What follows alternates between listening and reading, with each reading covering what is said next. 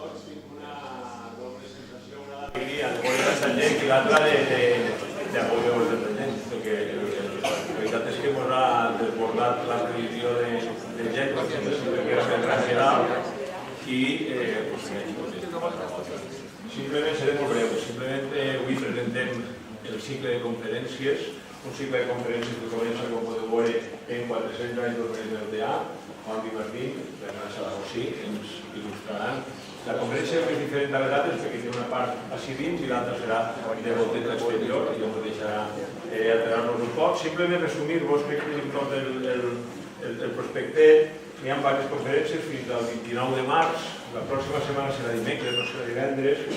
Entenem que són conferències de diversa temàtica, totes interessants, la majoria tenen que veure en la història del TEA en concret, altres són intercomarcal o intercomarcal, i volia fer-vos, perquè crec que m'ho ha demanat, bueno, no m'ho ha demanat, però jo entenc que la conferència del dia 22 de febrer té un erro en el títol i el títol seria Les cartes pobres del segle X.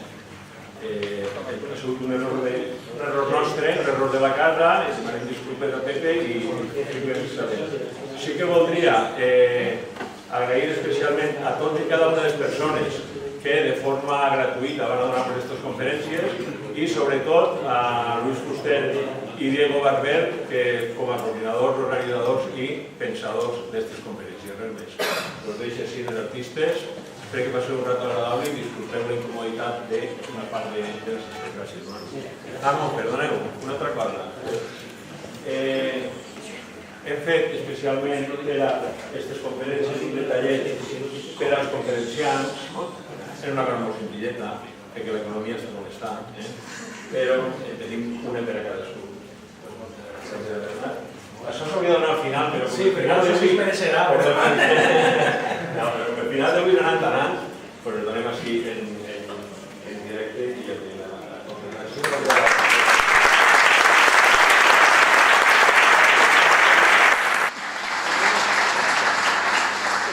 Ahora plantificámoslo, ¿no?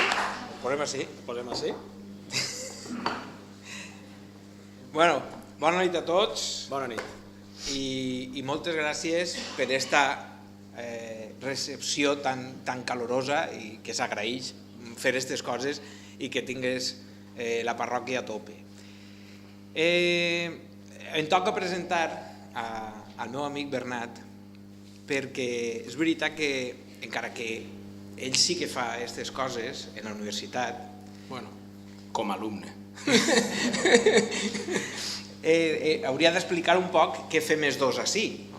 I és que fa 7 anys vam decidir, junt amb el nostre amic Pepe Pérez Prefaci, començar a fer unes voltetes al voltant de la Carta Pobla per a commemorar una efemèride que pensem tan important en el poble. I mira per a on, 7 anys després, ens toca obrir el cicle de conferències commemoratives. Aquella iniciativa naixia amb la vocació de reivindicar la Carta Pobla, però cada any havíem de preparar tota una sèrie de materials per a, d'alguna manera, fer-ho més bonico. I teníem la sopa, teníem una xerraeta al voltant de diferents temes i, per supost, la volteta en la que anàvem aprenent més coses sobre història i urbanisme d'Altea. I mira per a on, ara, a la volta de 7 anys d'aquesta activitat, ens hem donat compte de tot el material que ja teníem després de totes aquestes voltes. Des de... Sí, eren com xicotets plaços que ens donaven, no?, de les últimes setmanes de desembre, per agarrar-ho per a giners sempre en presses. I sempre en Nadal i Reis per enmig, però bueno, a poquet, cada dia, cada any... Vas fent muntonet. I li dedicàvem al tema de com s'adaptava el poble al terreny, com anaven fent grans marges per aguantar el terreny i anar construint. Un altre any, la fortalesa, comparant-la amb la fortalesa de Bèrnia com a referent del que havia de ser el poble després. un altre any al voltant del problema de l'àvia en el poble. I així, quan ens hem donat compte, resulta que aquesta conferència estava feta, gràcies a tots aquests materials que fem i en els que decoràvem el restaurant de Calicanto per a fer el sopar. Enguany, com no podia ser d'una altra manera, el que anem a fer és el mateix. Fem així la xerrada, donem més gràcies a la regidoria de Cultura que ens ha brindat aquest lloc per a poder fer la xerrada i després farem la volteta com sempre i després a sopar com sempre. Qui vulgui quedar-se, clar que està. Doncs bé, dit tot això, per això és la raó en la que estem així i no vos fem esperar més. Som conscients, Bernat i jo, de que a lo millor 400 anys són molts per comptar-los així en una hora. Així que ens posem un tope, si vos pareix. A les 9 m'on anem. Si hem arribat al final, hem arribat. Que no, doncs ja buscarem un altre dia que ens deixen el centre social i acabem la conferència. Vos pareix bé? Però així també, si estem per el carrer i ho fem més agradable, doncs ens entenem. D'acord?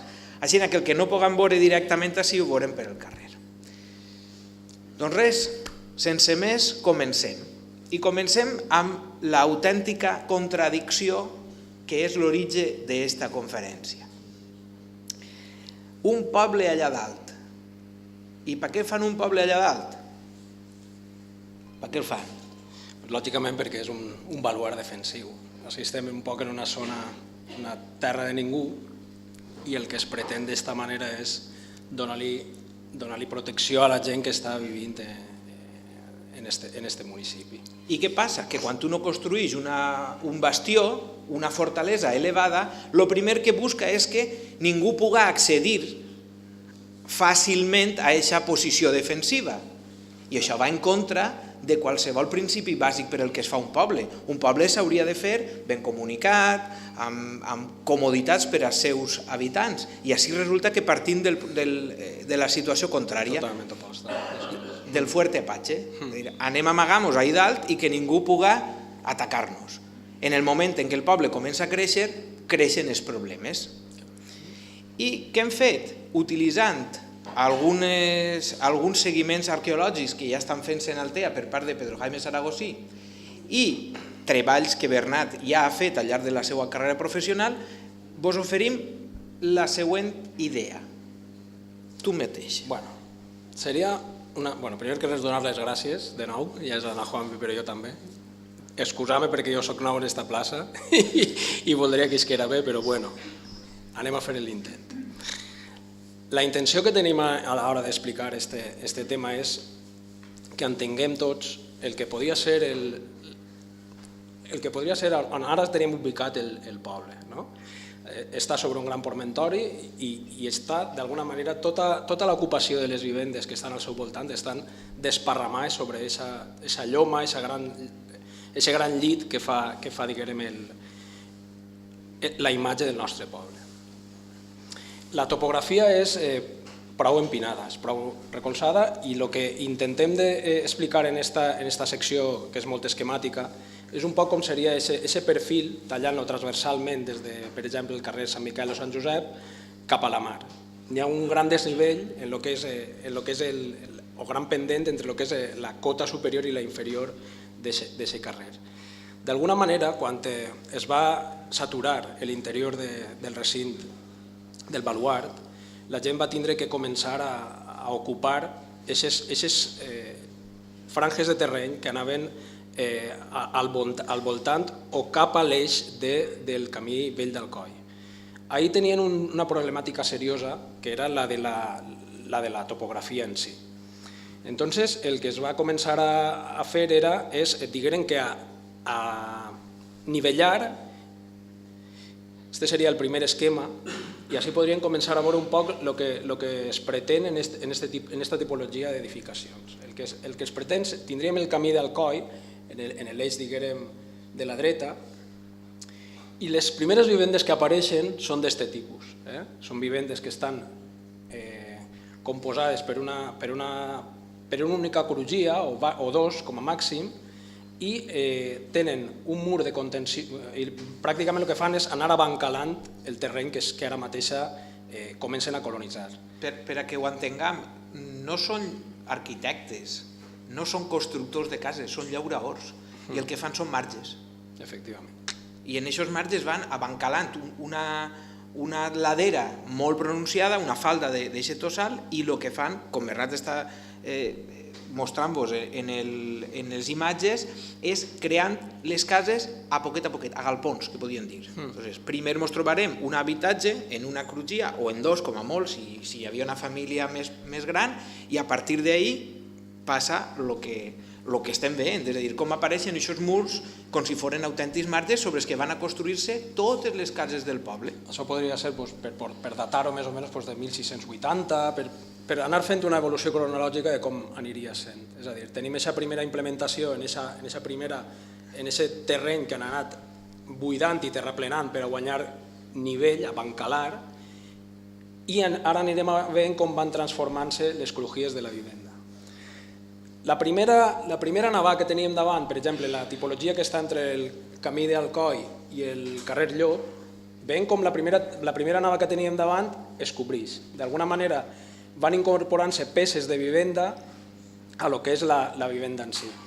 Perquè en principi és una vivenda molt bàsica, és un sostre i és un lloc per a fer un foc, que és el que ens diferencia un poc dels animals. I el que fa és anar colonitzant-se aquest espai, diguem que va cobrint-se els espais que en un principi s'utilitzen com a corrals o com a elements auxiliars de la vivenda. Aquest seria un tercer pas, anem veient com van cobrint-se més cossos, com van sobreelevant-se, perquè també, a banda de les evolucions econòmiques que puguen provocar-se, estan les demogràfiques, és a dir, les famílies creixen i el que és un poc el pensament normal és el de créixer en vertical en aquests espais que ja tenen colonitzats. I anar així aprofitant de les estructures, és a dir, si ja tenim una paret, podem construir un pis més alt. Si tenim un corralet, que era l'eixample de la casa, li podem fer un altre mur i ja tenim una altra habitació neta. És a poquet, modular. No n'hi ha un projecte inicial, dir anem a fer un casot, no, comences una habitació i vas afegint, i per el camí no estan només fent-se cases, estan fent-se carrers. Això és fonamental. És a dir, les cases són les que creen els carrers, no al revés. És a dir, els carrers com a tal originàriament serien sendes i camins, però si a la gent no li pega per anar a viure ahí, seguirà sent un camí tota la vida. A mesura que s'articula tot el terreny, està construint-se totes aquestes cases i de cop ens trobem, en esta i en la que ve, ens trobarem un poble, però aquest poble ha nascut literalment damunt de bancals. Juanvi m'ho va descriure molt bé en una frase, és que les coses, les necessitats, fan les cases fan els carrers i els carrers fan els pobles. I a partir de tot això és un poc el model de creixement que tenim en aquest moment en Altea, no és un altre. Veiem, per seguir un poc en esta evolució, veiem com apareixen cambres, no? En la part superior de les vivendes apareixen cambres, i això es veu molt bé quan tens que fer alguna reforma en alguna vivenda o immoble del casc antic, es veu de manera repetitiva en moltíssimes ocasions. Si veiem com ja es munta una planta més, això ja seria pràcticament finals del segle XIX o pràcticament en l'actualitat podríem veure ja tipologies d'aquest tipus. Van creant-se cossos, van guanyant-se espais. O el colmo seria quan es colmaten aquestes habitacions. A mesura que ha crescut la casa, resulta que aquest sòtano acaba omplint-se d'escombro, es nivella i s'olvida d'aquesta habitació. I quan tires a fer la reforma, el trobes que traient tot aquest escombro apareix una cuina, apareix una habitació, apareix un antic corral allí, amagat. Ara mateixa, Pedro Jaime està a punt de començar un seguiment en Bellaguarda i és un nivell sencer de 2 metres de replé, de reblit, i quan comences a traure allí apareixen habitacions, el que eren part de la casa, la primera fase de la casa, podríem dir. I així arribem més o menys a aquesta fase, que ja seria la final. Fiqueu-vos en un detall, com a aïllant, aquest trossiu d'ahir, això ja queda totalment incomunicat de la resta de la casa, i això és el que el trobes quan fas una reforma, allí un nivell ple d'escombro. D'alguna manera sí es veu com està tot el...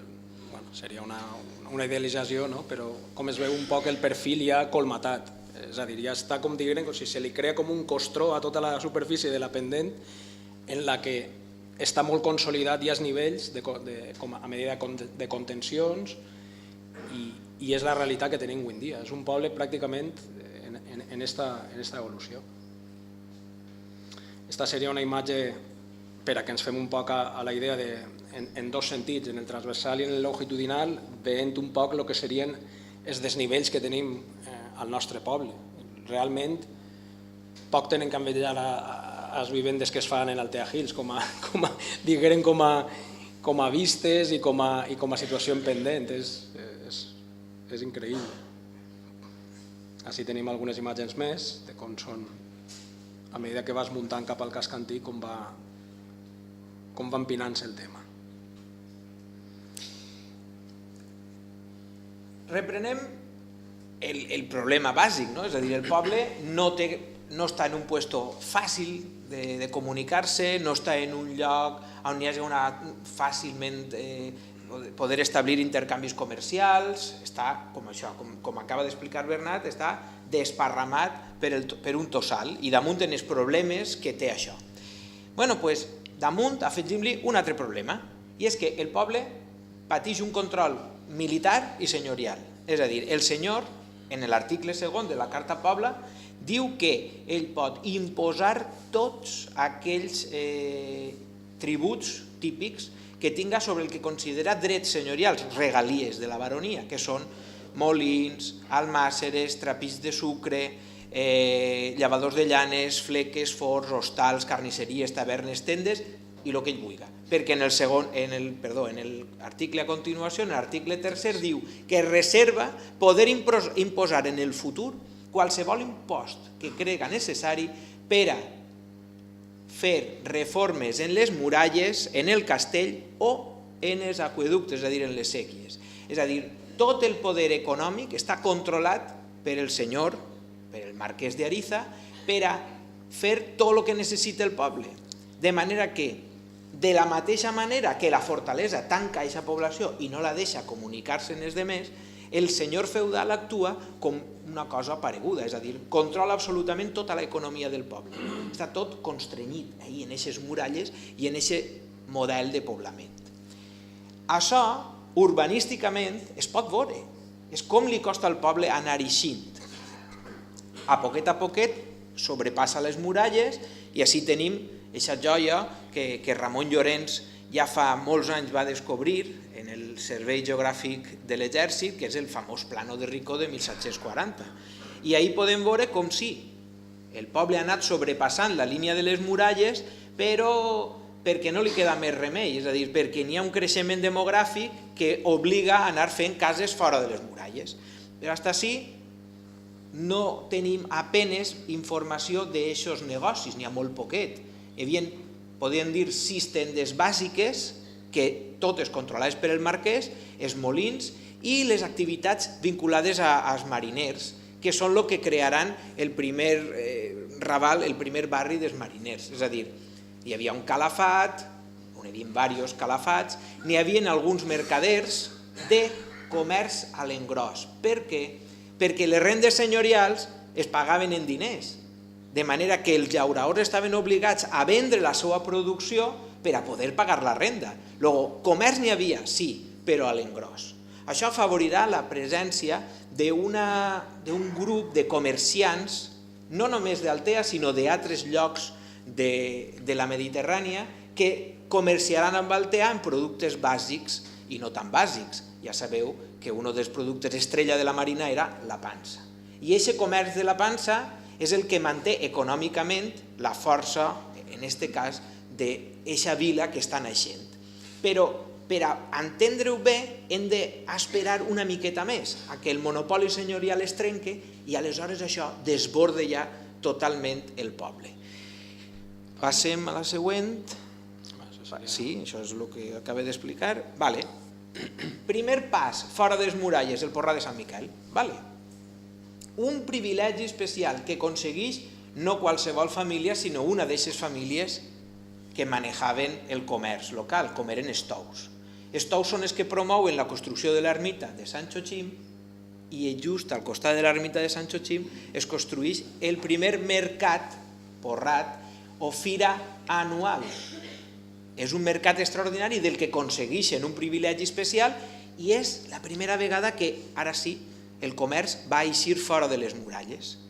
Que casualitat. En la via principal en aquest moment com és el camí d'Alcoi i Cocentaina. I al final d'aquest camí d'Alcoi, actualment carrer Sant Josep, carrer Sant Miquel, s'instal·lava eixe porrat. Però era una volta a l'any.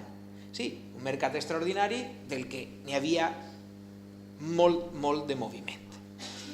Però, com dia, s'acaba el control senyorial i ara sí, comença a haver una expansió comercial verdaderament important en el poble. Què era el que hi havia abans? Hi havia principalment 6 negocis que s'arrendaven anualment. Encara en 1837 i 1844, entre aquests anys, encara s'arrenda, perquè l'Ajuntament es queda eixe dret que abans era del senyor, del marquès d'Ariza, i comença a arrendar-ho pel seu compte. Eren negocis molt lucratius, perquè penseu que pràcticament no hi havia altre negoci, no hi havia altra tenda en Altea que no fora l'Almodí, és a dir, la tenda que podia vendre farina. Una dieta que estava bàsicament donant suport la farina per a qualsevol cosa era fonamental.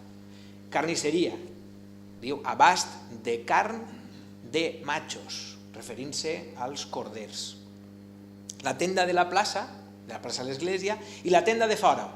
Hi havia ja un establiment fora de muralles. Segurament a l'altre costat del Portal Vell, o sigui, ja en el carrer del Portal Vell, encara que no està clar. La taverna i la panaderia.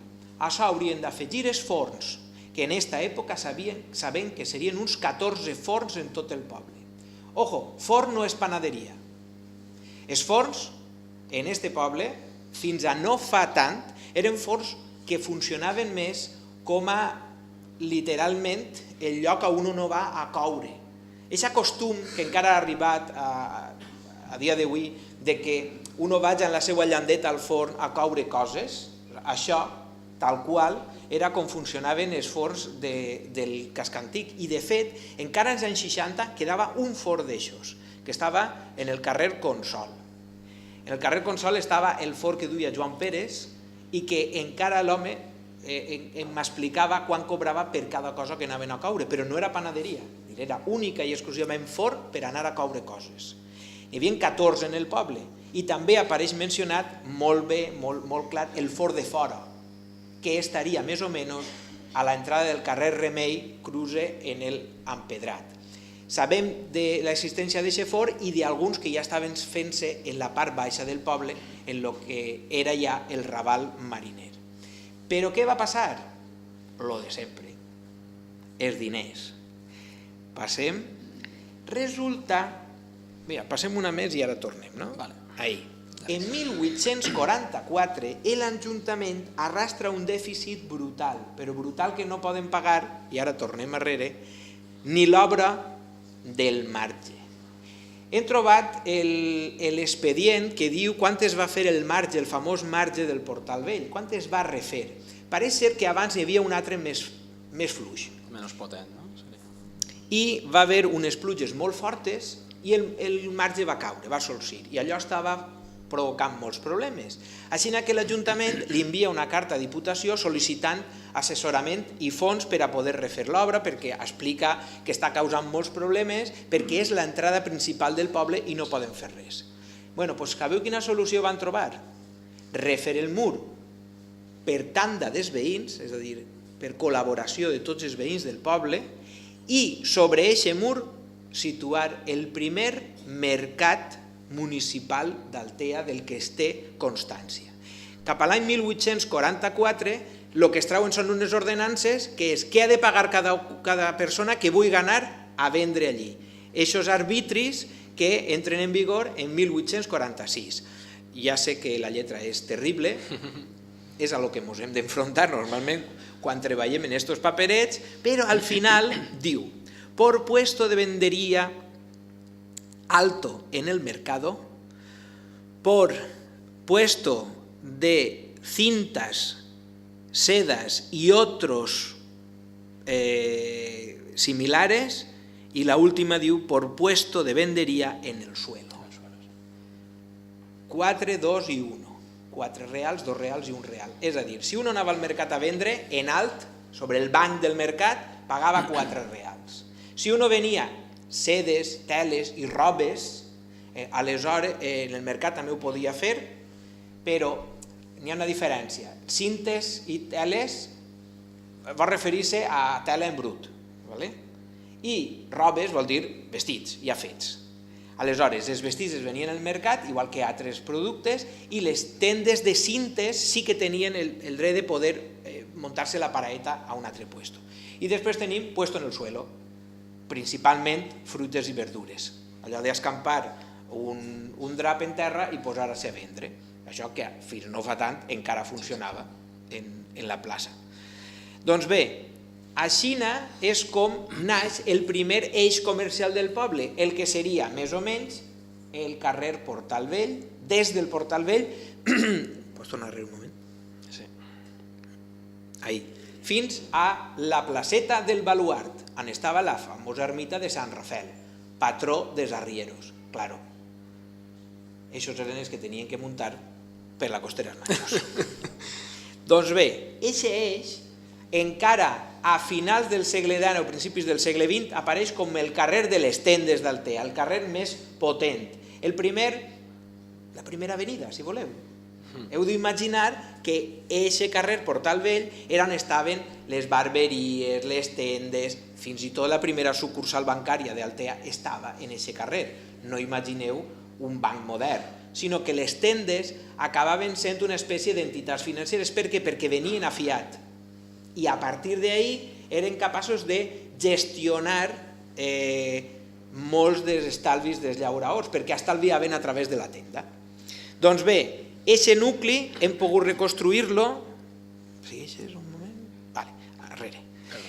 I tenim totes les tendes que n'hi havia i tots els tallers i fàbriques. Ahí estan tots. Curiós, la plaça a partir d'aquest moment es dirà la plaça d'Isabel II.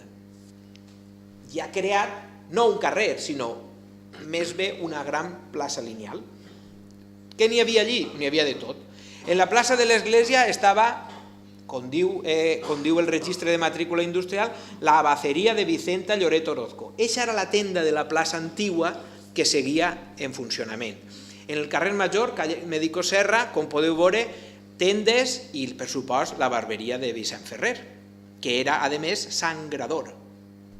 En el carrer Sol, pescateries, en aquest cas la de Pedro Mestre. I en la plaça Isabel II és on es concentra el gros de les tendes. Abaceries, és a dir, tendes que venien un poc de tot, i a més una tenda específica de teles. I encara, si seguirem per el carrer Sant Vicent o per la Costera La Morera, encara trobaríem més. Però és molt curiós com està desenvolupant-se no només el comerç, sinó també la indústria. Torroners i xocolaters. N'hi ha un xocolater, en este cas el senyor José Jorro Ripoll, que podia ser perfectament el teu germà, Quico. Cos Eugenio. I que tenia la seva fàbrica de xocolate al carrer Àngel. I apareixia pagant l'home el seu registre de matrícula en 1905. La Xina de Dolcet i Xitell. L'has vist? Este xocolater sabien de la seva existència perquè apareixia en un planer de 1850 i dia la Costera Chocolate, doncs ja sabem qui era aquest xocolater. El torroner, en aquest cas la família Candela, que radica en Altea a principis del segle XX i que tenia la seva fàbrica més o menys al costat del Portal Nou. I fusteries, sabateries o, com no, i aquesta és la més interessant, la ferreria de José Berenguer Beneito, en el carrer Sant Antoni, en Castellí, per veure-la. És la ferreria del Tí Benito. Doncs bé, a Xina comença la cosa a esclafir, és a dir, igual que ja havien deixat de controlar feudalment el comerç, comença a eixir del poble tota aquesta potència econòmica, però no se'n va molt, perquè els que poden comprar totes aquestes coses segueixen vivint d'alt. Baix encara costarà una miqueta més, però ja havia començat a desenvolupar-se la creu. I la creu és a principis del segle XIX no és una plaça, però a poquet comença a articular-se una plaça. I aquesta placeta que podeu veure tenia tots aquests negocis. Abaceries, com no, i tendes, tallers de fusteria, evidentment comerços un poquet més de tota la vida, com era la tenda de farines de Roque Gironès, vulgo el abuelo de Vicent de Roc, que tenia la tenda precisament allí, on està al costat de la Casa Salvà, i en la mateixa Casa Salvà n'hi havia una pescateria que regentava ni més ni menys que doña Carmen Ors Llorca, que era la dona d'Ignacio Salvà.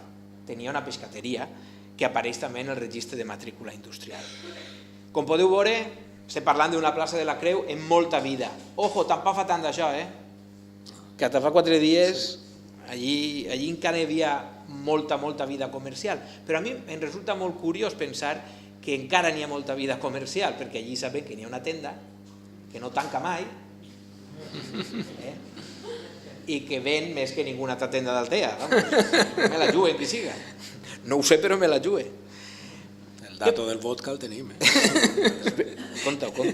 No, jo... L'apunte no. Ens van dir que venien, que era més vodka per... Que nunca de setmana venien més vodka o més ron que tots els mas i mas de la província d'Alacant. Una barbaritat. Algo vamos, que no... Mos van caure de cul. No, que dius tu, estava dient el comercial, o sigui, el que li porta el bosc, diu, li ven més a esta tendeta que tots els que a ningú altre. Increïble. Bé, tenim bon sac. Què reforça això? Fixeu-vos, la Creu segueix sent ara el que era fa 200 anys. Un nus de comunicacions. Tot passa per la Creu. I per això les tendes de la Creu, o esta tenda en particular, segueix funcionant. Això és un poc el que volíem també definir en aquest treball. Un poc va traslladant-se la polarització del comerç i diguérem el desenvolupament del poble alrededor d'aquest comerç a mesura que va transformant-se els eixos desvials. La importància en un principi del camí vell d'Alacant passa a transformar-se ara en este punt, diguérem, de nucli de comunicació, de 5 camins principals als que abasteix aquest punt concèntric que és la plaça de la Creu. Tot això d'alguna manera fa que aquests punts, a mesura que van traslladant-se, vagi anant el poble darrere d'ells. És a dir, es trasllada, diguem, en cada un dels punts que anirem comentant, com la plaça que hem parlat abans, després la plaça de la Creu, després ara la plaça de la Mar, després els 4 cantons, tots tenen el mateix tipus de desenvolupament. Va un desenvolupament comercial molt amarrat a lo que és el de les vivendes i el de les comunicacions. A mesura que va desenvolupant-se la comunicació, el comerç va de la mà i a partir d'ahí va la resta. Diguem que va el desenvolupament del municipi, de les cases i ocupant-se progressivament aquests punts. Bé, ara baixaríem a lo que és el Raval Mariner, que seria un altre poble. Literalment, el Raval Mariner havia nascut amb unes altres condicions. Ja s'havia pacificat la mar, ja n'hi havia més tranquil·litat comercial, per tant, els mariners busquen estar a prop de la mar i no els importa estar fora de les muralles. Per què? Perquè ja no n'hi ha perill o no n'hi ha tant. Així ens trobem que en la documentació, en el segle XIX, a mitjans del segle XIX, es parla de la placeta de la mar. Aquesta placeta ja ha desaparegut, evidentment, encara podem veure restes i, de fet, ara en la volteta intentarem anar allí i que entengueu que allò era una plaça abans de ser el que és avui en dia. Però, a més de lo que ens deixa el plano, com podeu veure, ahí tenim... Ensenya la sombra. Fixeu-se en esta banda. Misteriosament no està ocupada per ninguna barca. És dir, que eren com si quedara un poc el... No sé com quedarà, no? El tema és que en 1923, quan es donen les ordenances del port d'Altea, el règim de policia del puerto d'Altea,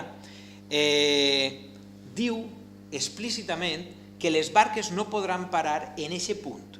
No poden fer escar allí, que és des de a més diu literalment, la alcantarilla que desemboca por enfrente de la calle La Rana, fins a l'altre costat que està el prado o subhasta de les barques. Eixe espai concret és eixe que en la foto es veu lliure. I si aneu dalt, en este planet, es veu eixe espai en blau que formaria eixa placeta. Claro, té tot el sentit. La duana és eixe edifici, l'únic edifici que sobrepassa la línia de cases de la mar. Si ahí estava la duana, les càrregues i descàrregues de mercaderies a les barques havien de fer davant de la duana on estava la taula general, que era el que controlava per a pagar l'impost.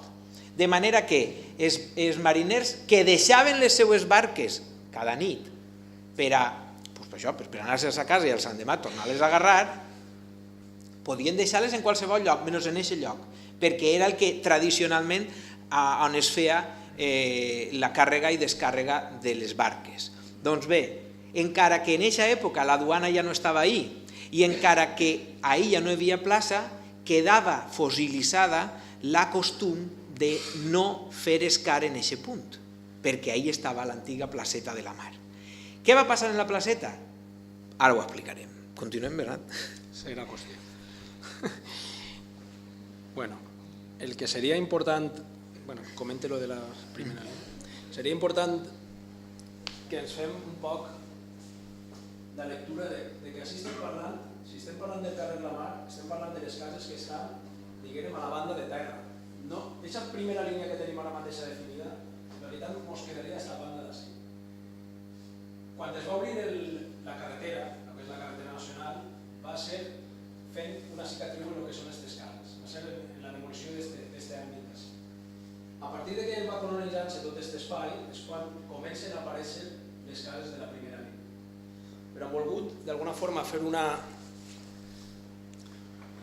vista un poc poètica de com era aquell moment o com podia ser aquella visió. Fixeu-vos que les cases tenen la façana directament a la mar perquè és el que interessa als mariners. Façana de les cases i la mar. Per què? Perquè tenen que descarregar les caixes de peix, perquè tenen que dur endavant les xàrcies amunt i avall, o perquè tenen que fer la venda al Prado. Ahí teniu l'últim Prado que hi havia al poble, que era utilitzat en la planta superior, per el besavi d'este home, que tenia allí el menjador de la Fonda Ronda.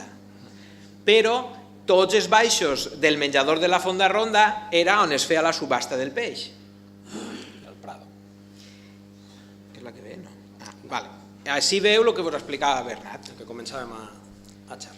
És a dir, n'hi ha una gran façana marítima del poble que confronta a la carretera i a l'altre costat ja no n'hi ha res. D'acord? Per què? Perquè és un raval pensat únicament per a les faenes marineres. Les barques fan escar allí i els mariners entren i se'n de sa casa i tenen la barca a la porta. Una broma ràpida. Avui en dia els cotxes on es aparquem? Ahí.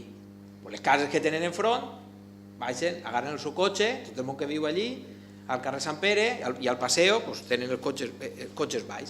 En aquesta època tenien barques. Com seria això? Per a que ens ho puguem imaginar, així este home ha agarrat una foto i li ha fet una coseta.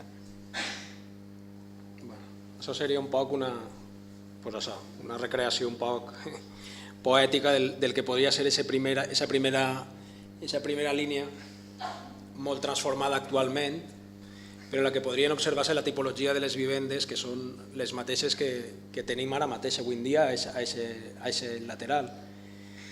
Digueren que en aquest moment encara estava acabant-se el pont del riu, materialitzant-se el que és tota aquesta línia de l'eix de la carretera nacional, i a partir d'ahí és quan diguem que es polaritza també aquesta zona. És a dir, tenim el punt anterior que teníem o que veníem arrastrats era de la plaça de la Creu i després vindríem a materialitzar-se, diguem, els comerços, la xicoteta indústria, en tot aquest eix. En aquest principi, en aquest moment que estem en aquesta foto congelada, que lògicament mai l'han pogut veure així i és un poc una recreació un poc com ho diríem? Poètica, si ho has dit bé, poètica. Sui generis, però bé, però podria ser vàlida. En aquest moment diguem que així l'ús és diguem de la gent de la mar. A partir d'ahir és quan començarà a transformar-se. Aquestes cases que són les que ara estan donant la mar passaran a ser una segona línia i les cases que es fan davant d'eixes donaran la cara bona, la cara noble a la carretera, perquè és un poc el que ara mateixa serà l'eix que ens comunicarà, el nou eix que ens comunicarà entre Alacant i València, i és on diguem que on es desenvoluparà tot el comerç. Quedant les traceres de les vivendes com pràcticament aspectes que hem acabat prou deficient i sense aquest tractament noble que se li dona a la carretera general. Quedem-nos en un detall, perquè ara anirem a veure el que queda de la placeta de la mar. Això era l'antiga duana, la duana evidentment no existeix, però aquestes cases sí que existeixen, igual que este grup de cases d'ací. Ha quedat aquesta antiga façana litoral completament fossilitzada enmig dels edificis, com ara veurem. Digues. Això en planta és el que us estava explicant Bernat, és a dir, com apareix una primera línia que en realitat és la posterior. És a dir, l'antiga és la de dins i resulta que la nova línia de cases, el nou front marítim, és eixe que apareix en gris. Naixen apegades a l'eix de la carretera. Ara explica-lo de tipologia, que és molt interessant. Sí, bueno, és un poc... Diguem que les cases que donen al carrer La Mar en la vessant que està original, la que donava abans a primera línia, ahir es veu la tipologia molt clarament que són vivendes de mariners i sense ús més que el programa de vivenda pur i dur. Diguem que la planta baixa i les dues plantes següents tenen més o menys la mateixa altura. La planta baixa té una altura i la segona igual, i la tercera diguem que és la que s'utilitza com a cambra. D'una altra manera, les cases que es fan sobre l'eix ja de la carretera, les cases que diguem que avancen sobre la mar, el nivell inferior, la franja del nivell inferior de la planta baixa, es nota que són en una altura molt major. Per què? Pues perquè aquestes cases, en les plantes baixes, normalment el que van és albergar comerços o magatzems. Algunes d'elles passaran a ser llocs per a dormir, estarà la fonda i a partir d'ahir començaran a desenvolupar-se els primers hotels o cases de dormir del poble, però sobretot el que vull que vos doneu compte és això, que la façana que donarà de nou al carrer La Mar serà distinta de l'anterior perquè la planta baixa tindrà una altura molt més major per el que estic comentant, perquè sempre serà per a l'ús comercial o de magatzem. Comentes tu? Així veiem exactament el mateix, ara des dels quatre cantons. La idea és, enganxant-lo del principi, les cases de llauraors o de mariners van fent-se a galpons, però aquestes no, aquestes es fan de colp. Aquestes cases estan planificades com a cases de 3 plantes en una funció, siguen magatzems comercials, siguen fondes o hotels, com estava comentant Bernat, o siguen fins i tot dedicades a funcions industrials. La primera trencadora de meles, per exemple, del poble, de les que tenim notícia, estava situada en una d'aquestes cases, però més proper del Raval de l'estació. Altres magatzems dedicats únicament al comerç, descarregar allí mercaderies per embarcar-les, tindre proper la mar i endur-se-les. Estem parlant d'una altra cosa, però ara s'introdueix un nou element. Resulta que Altea no tenia aquesta classe de carrers. Tots els carrers d'Altea eren estretets, en costera, i este serà el gran carrer, la gran avinguda del poble. Per això esdevé un autèntic boulevard. En el Tio Cook, per exemple, es burlen de com els alteans van amunt i avall per aquesta carretera. Passegen per la carretera. Es converteix en un carrer noble del poble, curiosament, en la part de baix. I d'ahir començaria a haver el que ja sabeu, aquest pique entre de dalt i de baix.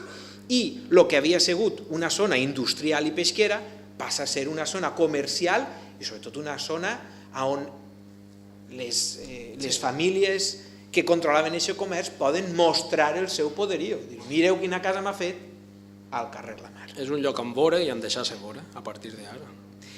Clar, si fem el mateix anàlisi, imagineu-vos el que ens trobem comercialment parlant en la part de baix. Crida molt l'atenció, i comencem des de baix, el fet que l'Ajuntament, ara sí, a finals del segle XIX, se n'abaixa allí, als 4 cantons, com s'instal·la allí Capitania Marítima, com estan allí els consignataris dels vaixells de vapor. Per què? Pues perquè, de fet, el vaixell feia escala en Altea. Les grans línies de la Mediterrani paraven així per carregar mercaderies i persones per anar a orar i tornar. Però és que tenim de tot.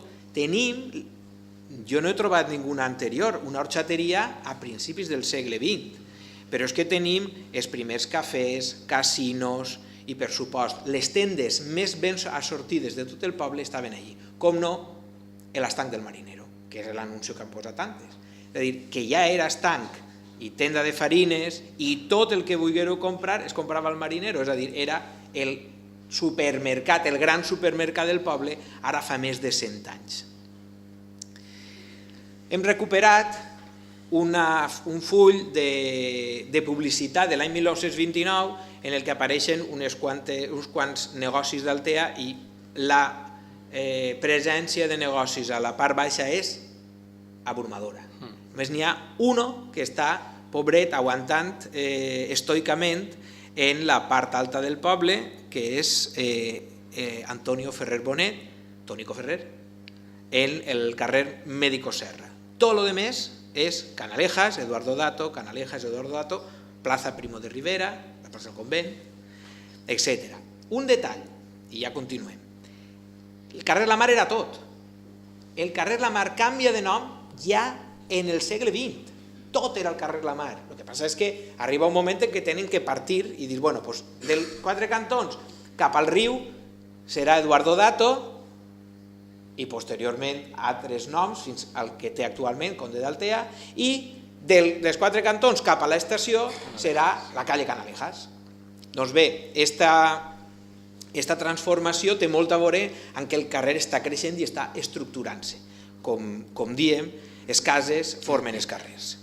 I encara ens queda algo encara més curiós, perquè si Bernat vos explicava com el carrer La Mar creix per davant de l'antic Raval Mariner, per davant de l'antiga façada litoral, ara ve el pitjor, el carrer La Mar creix en 3 puestos, perquè des de l'estació també està creixent el carrer La Mar buscant el poble. És de nou el tema de les comunicacions. Comença a establir-se allí l'estació de ferrocarril i de nou tenim un altre punt des del que va desparramant-se el poble en un eix. I així n'anem. I encara ens quedaria el tercer punt per on va naixent el mateix carrer La Mar, que seria els 4 cantons. De manera que dels 4 cantons està creixent cap al riu, de l'estació està creixent cap al Tea i per davant de la antiga façana marítima del Raval Mariner està creant-se. De manera que el nostre carrer passa una cosa molt curiosa, el nostre carrer La Mar, i és que depèn de l'època de l'any, del període històric que mires, els números no tenen res a veure. És un autèntic caos. És un autèntic caos. No sabien des d'on comptar. De fet, n'hi ha moments en què compten de l'estació i van comptant pa que sí. Però clar, l'estació també creix cap al moll i quan es construeix el moll no es quadrarà. Entonces, què fan? Tornen darrere. N'hi ha moments en què comparteixen números però no nom. És a dir, el carrer La Mar és tot i compta el número 1, més o menys estaria en l'estació, comença a comptar, però canvia de carrer Eduardo Dato i tu veus, Eduardo Dato 101? Eduardo Dato 101, això estaria al riu, claro, perquè no és el número d'Eduardo Dato, és el número de tot el carrer. És a dir, tenia una numeració per a 2 carrers, tela, hasta que ja ben entrat el segle XX, trobo que en els anys 70 és quan canvien la numeració i posen l'1 en els 4 cantons, clar, i comencen a comptar per allà. Es torna tot més coherent, però fins a arribar a aquest punt és una autèntica locura. No pots situar els negocis perquè no quadren. Claro, l'estació enceta el meló del turisme, no n'hi ha més. A Xina, els 4 cantons es converteixen, com m'explicava Bernat, en el gran escenari, on veure i ser vist. Exacte. si tenen lloc processons, partides de pilota. Un detall curiós, en 1902 la professó, que abans només es feia pel poble de dalt, baixa al carrer La Mar. Per què? Perquè era el carrer de Solera no, de Lujo. Baixa més o menys, fent més o menys el recorregut que fa encara avui en dia, però per l'Empedrat baixava fins al carrer La Mar i en els 4 cantons tornava a muntar. Això també és una prova del que estava passant, de com aquest carrer estava agarrant el protagonisme absolut del comerç i de l'economia alteana. De tot, partides de pilota, les missions, les professons. I clar, naix d'aquesta manera l'altre gran punt neuràlgic d'aquest poble, que era els 4 cantons. Aquest espai tan peculiar que formava i forma la placeta del convent, el carrer Pont de Montcau actualment, abans la Cuesta del Convento, després calle Luis Martínez, després Alférez Benito i actualment Pont de Montcau. I per supost l'altre eix, que és la mateixa carretera o carrer La Mar. Ahí es concentra tot. Pont de Montcau, jo, per el que entenc que hem anat parlant ell i jo, el que fa un poc és soturar dalt i baix. D'alguna manera, en aquest punt s'arreplega un poc el que és tot el poble. És un poc l'eix de comunicació entre la part alta i la part baixa del poble. Ahí teniu com es gesta el Pont de Montcau. Esta foto podria ser més o menys de l'època del Planet. Ahí teniu el nou mercat, el Prado, de la plaça del convent. Encara hi havia un altre lloc on es venia, que es deia l'Arbre, que era un poquet més allà, ja dins de Conde d'Altea, estava més o menys a l'altura del que ara es diu carrer Convent, que és la costera que baixa des de l'avinguda i que, curiosament, i això ja ho poso com a deures, si ho mireu algun dia en Google, vos donareu compte que el carrer Conde d'Altea no és paral·lel a la carretera. Hi ha un punt en el que està retranquejat, que recula respecte de la carretera. És el que feia l'Arbre. I en aquest punt es feia també mercat de fruita i verdura, en l'Arbre. Clar, els 4 cantons es converteixen en el gran escenari. Professons, la foto de baix és també un succés històric important, i és el funeral del submarí alemany. I van fer un funeral, van fer honres fúnebres als pobres mariners que van morir ofegats allí dins del submarí alemà, i esta que és mi preferida. Què vos pareix? La vaig arreplegar ahir. Andrés Ripoll me la va fer arribar perquè la tenia sa mare, Nàcia. Això és el dia que les tropes italianes prenen possessió de l'Ajuntament d'Altea i fan una missa en la placeta del convent. No sé d'ahí si es veurà. El retorn està ahí dalt. Està oficiant des del balconet. La banda de música està així. I en esta foto es veu com la placeta del convent és autènticament un superescenari. És un gran escenari de la vida social del poble. Claro, l'Ajuntament estava allí. On havien de fer la proclamació del glorioso movimiento nacional? Pues ahí. I ahí estan les tropes italianes, les tropes franquistes, per això, celebrant que havien recuperat Altea. I això va passar el dia 29 de març de l'any 39. Què més es feia? Pues bous, cucanyes, tot es feia en el Pont de Montcau i la placeta del convent. Però, clar, el Pont de Montcau també esdevé un gran eix de celebració, és a dir, de fet, a dia d'avui, alguns dels nostres passacarrers segueixen agarrant el Pont de Montcau perquè és un punt molt, molt important. No és casualitat que el desfile de moros i cristians també segueix començant allí. És a dir, segueix tenint, ja que anem a lo poètic, un magnetisme especial, per molt que ara ja no estiga el... Ningú dels punts que hem anat esmentant ha perdut cap d'aquest magnetisme. El que passa és que la vida va transformant un poc les il·lusions i les intencions de la gent i van duent-te on va duent-te el dia. Tiempo. Són les 9. Lo prometido es deuda. Una coseta i ja està. Fem el primer exemple, el carrer del Mercat, i ja està. I mos n'anem, vale? Un detall molt curiós, i en això quasi que ho podien deixar. Lo que veu en blanc i negre és el vol aeri del 45, no, Bernat? Este és el del... No, este crec que és el del 56. El del 56, vale? Els americans en el 45 i en el 56 van fer un vol per tota la península ibèrica per a cartografiar, no? Bueno, doncs això és del 56. A l'altre costat teniu el plano de 1740 i el de 1850. No sé si des de lluny es veu, però és molt peculiar.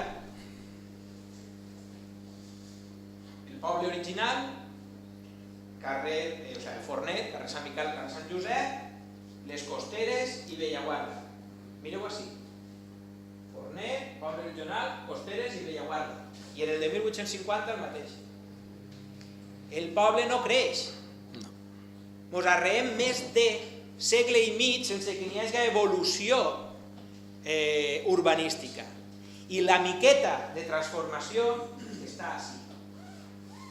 Això ve a reforçar la idea de que el que va a passar és una gran evolució econòmica, una gran transformació comercial, però no demogràfica. El poble pràcticament té la mateixa població en els tres casos. Si creix no és perquè n'hi hagi més gent, sinó perquè n'hi ha més negoci. I el que està passant és que la gent s'està venint a viure ací baix i està muntant els seus negocis ací baix. Però és molt curiós com si comparem els dos mapes pràcticament no hi ha diferència. Quins eixamples n'hi aniran? Així teniu l'avenida començant a fer-se en l'any 1963. Sí, tot aquest nivellat que es veu ací baix és l'avinguda. I així tindríem l'altra zona que creixerà, que són aquest espai que és el Pla de Castell. Això són els dos taques que aniran plenant-se progressivament. I, per supost, i volia deixar-ho així en este home, perquè n'hi ha que reivindicar-lo també, el carrer del Mercat, l'antic carrer del Mercat, perquè el mercat antic que n'hi havia, el prado que hi havia en la plaça del convent, passa al carrer Ingeniero Muñoz, vulgo Filarmònica o vulgo carrer del Cine o carrer del Mercat, perquè això era l'origen d'aquell eixample. Es va trencar l'eix que formava precisament el pont de Montcau i es va fer allí un carrer que en el temps anirà omplint-se. I què va passar? Pues que tots els negocis del poble es van posar precisament en aquest carrer, en el carrer Ingeniero Muñoz i Alférez Beneito. Esa seria la següent fase. Anem a tallar així, però bueno... Peguem una batuda d'imatges i au? A veure, què ve ara? Que queda, pues... Hombre, és que així tenim patents. Per tocar un pa. Senyores, la nueva avenida, però clar, això va ser una altra revolució i després la del Pla Castell és una altra. Si tenim Hem segut... l'antes i l'ara, és una organització ortogonal, en un eix axial, ja està ordenat. Curiosament, les coses més ordenades i que han nascut més planificades del poble d'Altea són el poble fundacional de 1617 i l'avenida, que està feta en una malla quadriculada. Sin embargo, el Pla de Castell, aquesta foto també és bonica, posa-la. Aquesta foto... És que, tio... És que mireu, jo quan vaig veure aquesta foto la primera volta dic, això on és? Això és el Pla Castell, sense una casa. Tot això és el poble, que així ja no el podem veure perquè està just per darrere de tres cases. I el que veiem així són les muralles. Tremendo. Este seria el desenvolupament just d'aquest àmbit. Però, contem això també i ja està, vinga, va. 5 minuts, va, ja està. Mireu, el Pla Castell, es va donar compte el Bernat, diu, per què creix així? Veu la forma que té, no? Per què no té una forma ortogonal si naix quasi a la vegada que l'avenida? Sí, que l'avinguda, sí, bueno. A lo millor les fetges són crítiques per poder prendre una determinació d'aquest tipus, però realment són més o menys coetanes. Sin embargo, el que va aportar Juanvi va donar tota la llum. Va ser un plano catastral de l'època parece que està sent molt poqueta escala, que més o menys reprodueix les finques, la solució final que després s'interpreta en els camins i en els vials que es mantenen. En la qual pràcticament és una fotocòpia del parcel·lari original que n'hi ha catastral repetit després en el que són les finques o blocs de cada una de les vivendes. És a dir, i ara jo vaig afegir, dic, entonces estan creixent igual que els pobles medievals. El Pla Castell és literalment un poble crescut igual que havia crescut el que s'havia desparramat per el Tossal. Igual, seguint parcel·les agrícoles, seguint sendes, seguint sèquies. Moltes carrers que actualment formen el Pla Castell eren originàriament sendes i caminets. Però, claro, si tu tenies aquesta parcel·la, tu promovies aquesta parcel·la, fixeu-vos, això és meravellós. Tenim, dins de l'urbanisme del nostre poble, exemple de lo que vulgueu, és a dir, de creixements medievals en el segle XX i de creixements totalment organitzats en el segle XVII. És a dir, podeu trobar-vos el que vulgueu. I nada, això és l'Eixample Nou. L'Eixample Nou. L'Eixample de l'Eixample, que és un disseminat que és més gran que el mateix poble. I hasta aquí hemos llegado. I encara que ens quedaria molt, tenim anuncis arreplegats des de fa molts anys, des de 1920 en avant, però lo prometido es deuda, m'hauran passat 5 minuts, perdoneu, però ara sí, m'ho a veure per lo menos la potència de la que vos parlaven que tenia i esperem que tindrà el carrer La Mar. Anem allà.